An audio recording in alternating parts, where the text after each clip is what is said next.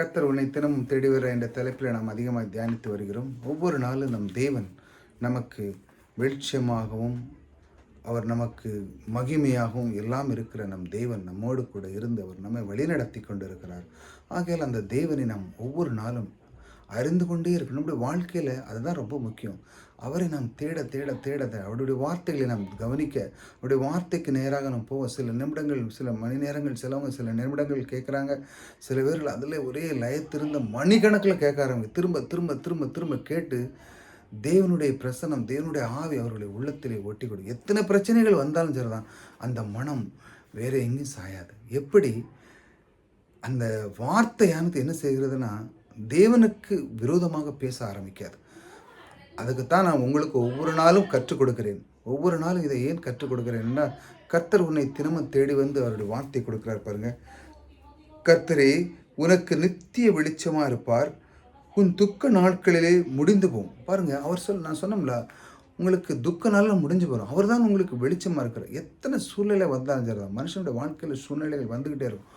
ஆனாலும் நீங்கள் தேவனுடைய இந்த மாதிரி சின்ன சின்ன வீடியோ கேட்கும்போது என்ன நடக்குன்னா, தேவன் உள்ளத்திலே குடியிருக்க ஆரம்பிக்கிறார். குடியிருக்கும் பொழுது உங்கள் துக்க நாள்லாம் நீங்கிரும்.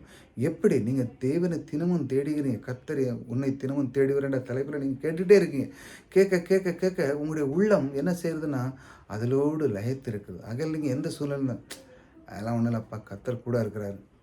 ஆனால் மனம் ஒன்று சொல்லும், பாரு வெளி உலகம் என்ன சொல்லுது அப்படின்னு சொல்லு. ஆனால் வெளி துரத்து சொல்லு, சத்தியம்தான் உங்களை விடுதலையாக்கும். உண்மையிலேயே என் கர்த்தர் எனக்கு இருக்கிறார். அவர் நிச்சயமாக தருவார். அவர் என்னை விட்டு விலகாதவர், என்னை கைவிடாதவர். அவர் எனக்குள்ளே இருக்கிறார்.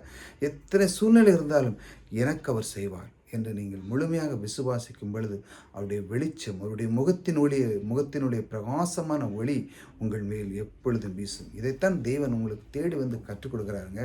நீங்கள் சோர்ந்து போவாங்க. அதனால தான் திரும்ப அந்த வார்த்தையை படிக்கிறேன். கர்த்தரே உனக்கு என்ன செய்கிறார்? நித்திய வெளிச்சமாக இருக்கிறார். அவர் இருப்பார் உங்கள் கூட.